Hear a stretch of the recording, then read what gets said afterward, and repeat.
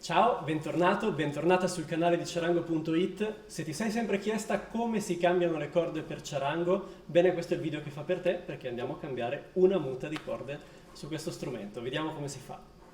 Per cambiare le corde su un ciarango, la cosa migliore in assoluto è utilizzare questo attrezzo. Serve una manovella, serve per girare le meccaniche senza fare troppo sforzo con la mano. Costa pochissimi euro, quindi ti consiglio assolutamente di comprarlo, ti cambierà la vita. Cambiare le corde è facilissimo. Andiamo a prendere ciascuna chiavetta e riduciamo la tensione di tutte le corde.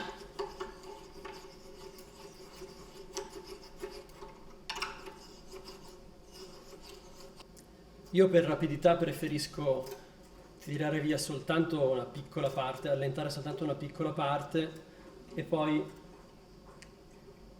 fare uscire manualmente la corda dalla chiavetta, come sto facendo in questo modo. In questo momento la corda è libera. Per toglierla dal ponticello la sfiliamo dal nodo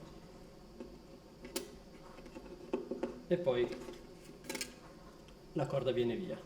E proseguiamo così per tutte le altre corde. Ecco, abbiamo finito di sganciare dalla paletta tutte le corde, le abbiamo liberate tutte. Ora non resta che togliere una per una dal ponticello tutti i nodi. Poi vediamo come si rifanno questi nodi. Adesso che lo strumento è completamente libero dalle corde, si può anche approfittare per dare una pulita sugli strumenti usati, perché qua si accumula sempre polvere. Una volta che avete terminato di togliere le corde e magari anche pulito lo strumento, è il momento per prendere le corde nuove e cambiarle. Allora, le corde si montano in ordine. Le corde vengono sempre, in ogni tipo di muta, vengono sempre ordinate dalla prima alla quinta nel caso del ciarango, ricordandoci che sono delle coppie di corde, quindi la prima coppia, la seconda coppia, eccetera, eccetera. Dovete leggere quello che c'è scritto sulla custodia per capire come vengono segnalate all'interno della confezione. La cosa importante è ricordare sempre che il ciarango, come tutti gli strumenti a pizzico, ha un ordine di corde che si conta partendo da quella più lontana a quella più vicina al nostro volto. Quindi la prima coppia di corde è questa, quella del cantino, e a seguire ci sarà la seconda, la terza, la quarta e la quinta, che è quella più vicina a noi. E in questo modo possiamo procedere a montare le nuove corde. Allora, che cosa faccio per montare la nuova corda che voglio andare a installare nel ponticello?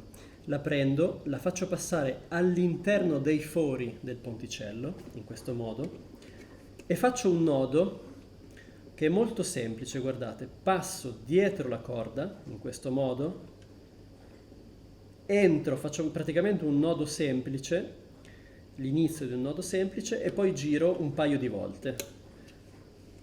In questo modo la tensione stringerà il nodo e farà sì che la corda non scappi. Nel caso delle corde più acute potreste fare 3 giri invece che 2.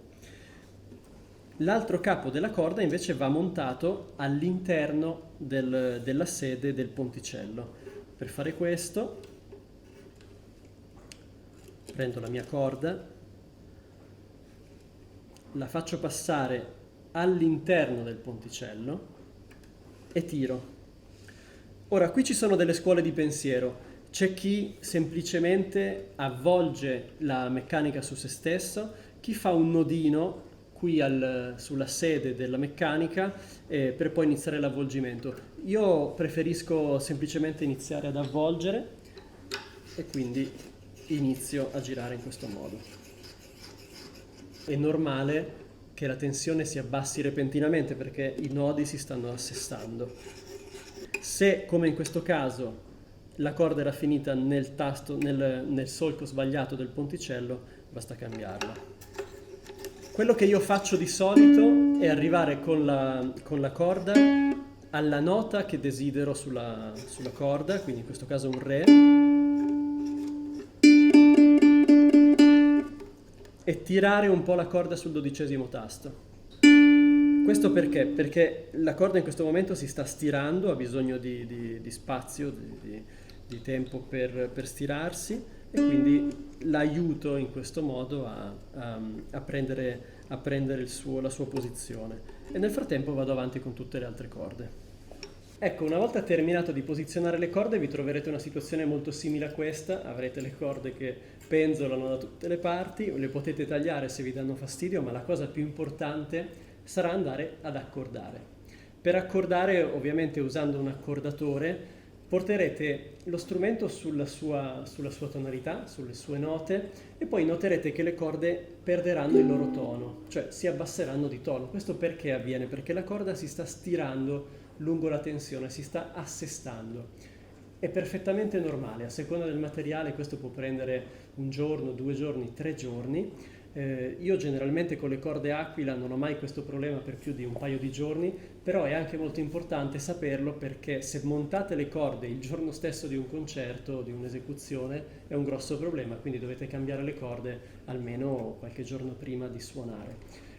Andate semplicemente a riportare la tensione corretta sulle corde per tornare alla nota iniziale. Nel giro appunto di pochi giorni questo sarà risolto e il vostro strumento è pronto per suonare. Fatemi sapere se avete dei problemi, delle domande o delle perplessità, sono qui per aiutarvi. Grazie mille e alla prossima. Ciao!